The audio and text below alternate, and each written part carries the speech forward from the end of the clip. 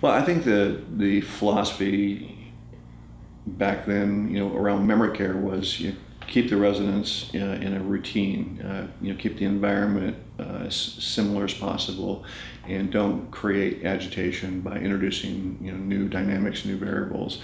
And we really looked at that and wanted to challenge that. We've really consciously shifted away from focusing on the disease and to focusing on the person. And we've had adult children tell us they've selected one of our communities because we would ask what mom can do. I've worked for several communities across the country, and I will say we have a unique approach at Watermark. When people walk in, they get it. They get it even before we have a conversation. The trick, if you will, is how do we work it so that we're accommodating them as opposed to having them accommodate us. Traditionally, memory care would look like you'd find a secured unit.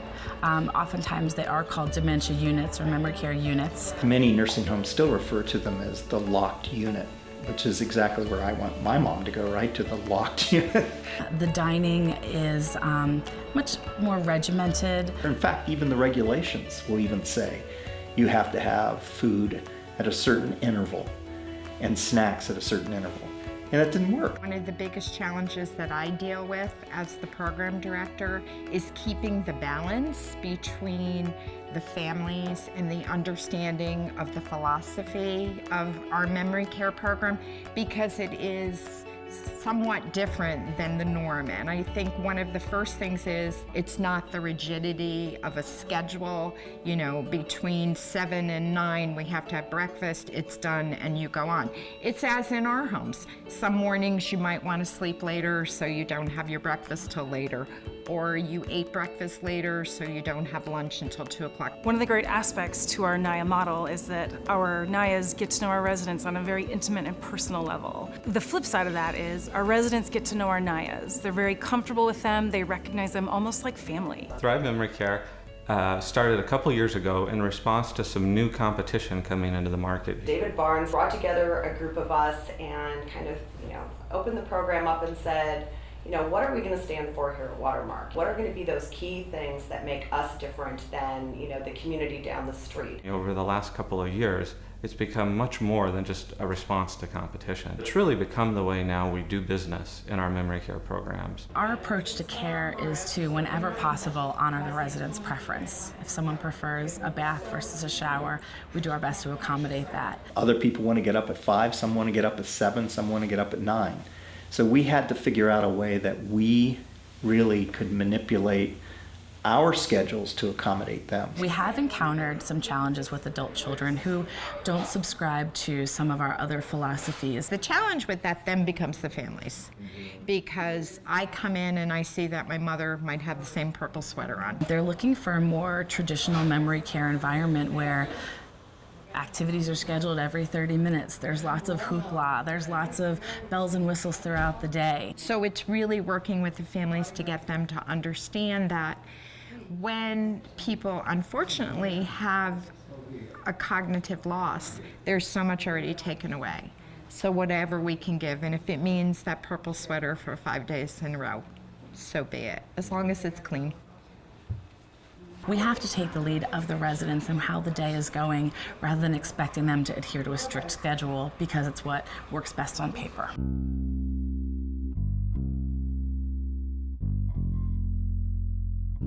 We make sure that we call our memory care neighborhoods neighborhoods. They're not units, they're not facilities, it's a neighborhood. These smaller neighborhoods where people can really come in, not just feel like they're at home, but really be in a setting that emulated home. When you walk in, people always tell us that they sense that they're in a house. The furniture should feel like home.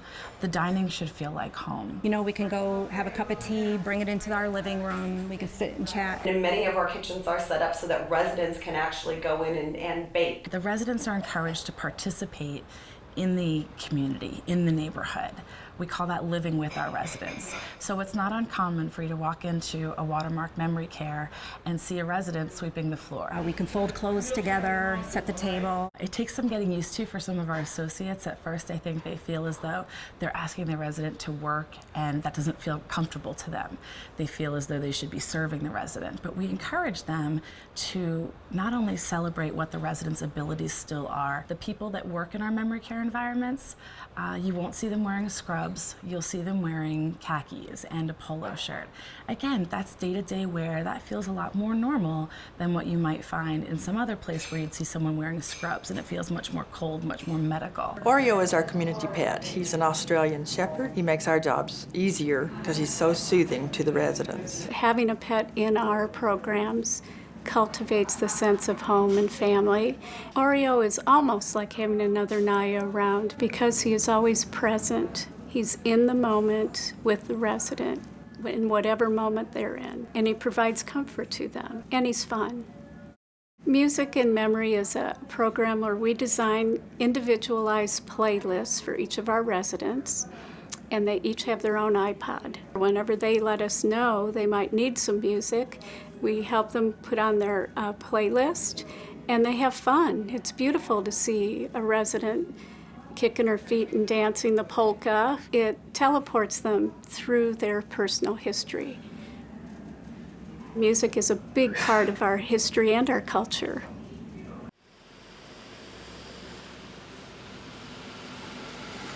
I just a couple weeks ago took 3 residents to a nail salon to get their nails done. We've taken them over to a winery. We've gone to Quassapog, it's an amusement park. An extraordinary outing is creating a new memory, creating, a meaningful moment. Even though it can be risky to do this. The risk is not ignored, but it doesn't drive us. We also did a fishing trip, and they actually had all the fishing gear. And we took an outing to Mountain Lemon. They play good music, and we went out there. The weather was very comfortable. Extraordinary outings to me, I think, is one of those opportunities in our communities that really does set us apart. You don't see other communities taking residents in memory care on outings like we do. Denise and I took some of the residents up to an ice cream place in Morris called Poppy's, and we went in a limousine. We also did a horse ranch. We were invited by a local Boy Scout group to go camping for the weekend. When they first told us that we were going to go camping, I really didn't know what I was getting into. We learned how to cook on a campfire. They taught us how to put food in aluminum foil, so we made our own lunch. We roasted marshmallows. I was a little nervous because I felt that we were going to be out of their comfort zone, so I wasn't sure how they were going to be, but it was amazing. A family member had brought this to us and said, I always struggled coming to the community to visit Dad. She said, I wanted to visit Dad, but it was hard. He didn't always recognize me. Sometimes starting a conversation was difficult. Turns out they both love chocolate pudding. So in the pantry, they have chocolate pudding ready for whenever the daughter comes in.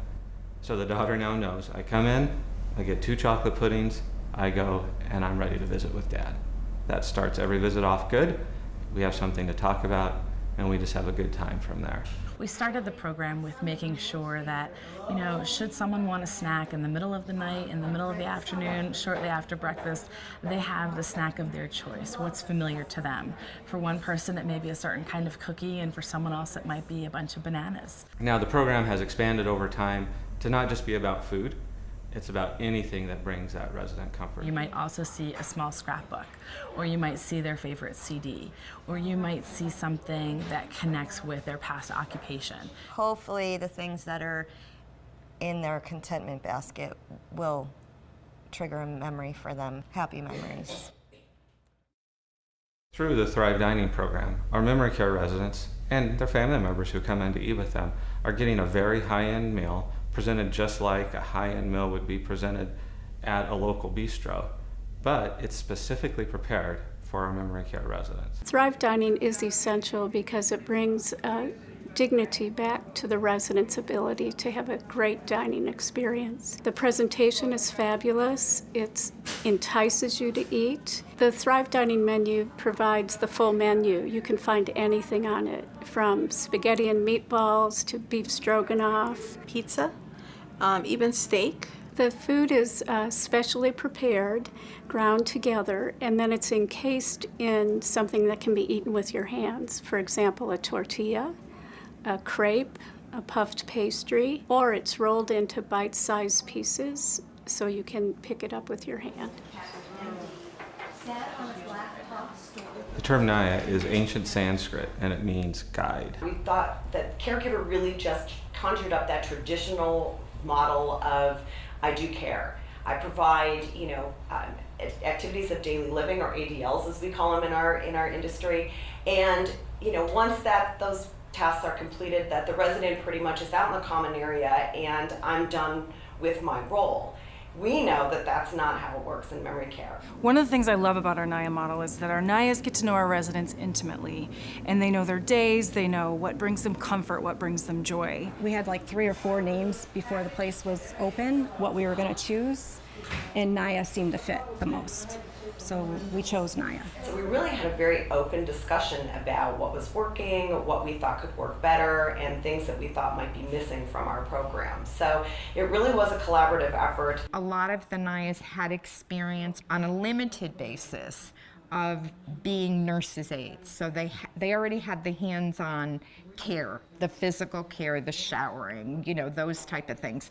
But it was allowing their mind to even expand with the possibilities that we would have. With our memory care model, the Nayas, we don't have community life, we don't have housekeeping, we don't have kitchen. It's multifaceted role that they have. And I think probably the biggest requirement is to be flexible, because one moment you could be helping someone take a shower, but then 2 minutes later you remember that there's a pan on the stove that you have to boil the eggs. So all of our Nayas, in addition to going through all the training that Watermark has put together, also go through a full day training where they become a certified dementia practitioner. We developed the role of Naya to really build that bridge between, performing those basic care functions, which of course we have to do, but also bridging to really caring for that whole person. We teach validation therapy when it comes to training our Nayas. Validation therapy ensures that we're not correcting our residents. If they think it's Christmas and it's snowing outside, it doesn't matter if it's actually 98 degrees in the middle of July. We're going to talk about how beautiful the lights look. There's not value in reminding them that a loved one has passed away, or that we've taken away their car keys because they're no longer able to drive, or that we've sold their home because they're no longer to keep that up. Let's say the resident wants to go home. We'll actually say to them, tell us a little bit about your home. Try to get them away from saying, I need to get home, I need to be with my family. We'll ask them tell me about your mother. There has been times where we have a resident that looks for her mother, is adamant about being with her mother. We have gone into the other room. We will actually call her, and we will be her mother for that moment. And when we come back out in the room, she's all settled. She says, Mom says we're safe, everything's well. And then we'll just take off from there. But yeah, you actually you can't correct them in any way.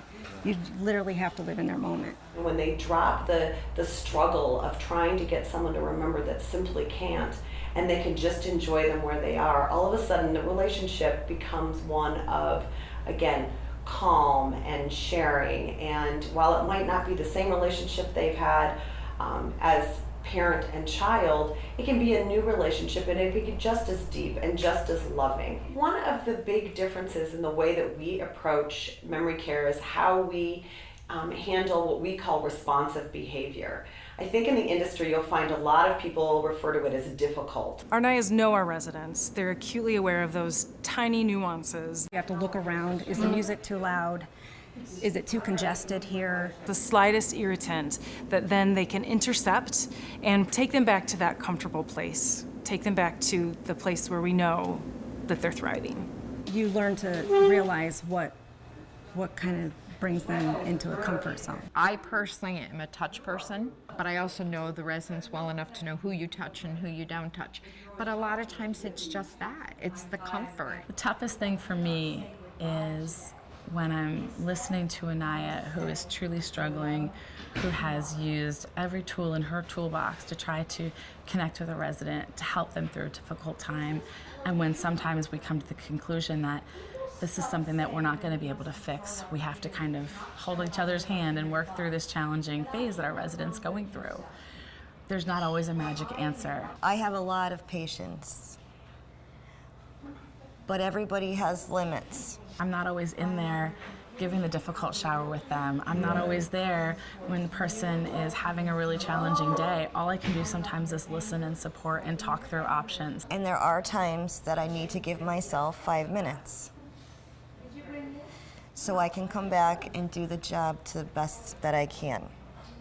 But that's probably the biggest challenge. Whenever possible, we work to ensure that the Nayas work with the same residents on a consistent basis. They get a form called a Let Us Get to Know You form. And there's all kinds of questions on there about their likes, their dislikes. The names of relatives, from children and grandchildren and spouses, to the languages that they spoke. What kind of games, sport that they like? Do they like football or soccer? What time do they get up in the morning? What time do they go to bed? What their favorite food may be, what kind of hobbies they like. We get to know them so well that I actually make changes sometimes to their Let Us Get to Know You form. In many ways, they know the residents better than the family does at this stage in their life. I know for a fact that I'm making a difference. We had a resident here, and he got to be too much for us to handle here, so he's moved over to a different part of Watermark here at East Hill. He's now in a skilled nursing. But they really become your family, and it was hard for us because, it was just more than we could handle, but we loved him, and his wife too. The whole family becomes your family. It's not just the residents, they're family members too. And I went over to see him recently, and he was sleeping, and his wife was there, and I said, I just wanted to stop by and see how you were doing, see how he was doing. And, I told him, are you gonna wake up and say hello? I came all the way over here to visit and you're sleeping. So he opened his eyes and recognized me, put his hand out, kind of caressing my face and my hair, and he started to cry. The main thing was that he recognized who I was. It took him a second kind of opening his eyes, but for him to be able to remember me and recognize my face just meant a lot. I will never, ever forget that. For us, it's about relationships. Relationships are more efficient than efficiencies. Historically, we focused on the disease. And when you focus on the disease, you're focused on all the can'ts. And I think that that's such a miss. You never can forget that this person is not their disease. They're a husband, a father. This is hands down what I was meant to do. Hands down. Like I found my right spot in the world. I actually had my grandmother living here at one point, because I had her living with me for 7 months, and then it got to be too much with my family, my teenagers, so I had her come and stay here for a few months before she went to a skilled nursing, because I just believed in the concept so much that even if it was for 2 months, I wanted her to be able to experience it. Really, the result of this is we've looked at the great programs we've had across the country. We've taken the best aspects of those programs. We've wrapped them up with other things we've learned along the way. And it's really amazing. I look at it now, and the Thrive for Memory Care program, if I ever have dementia and need to live somewhere, these are the programs I want to live in.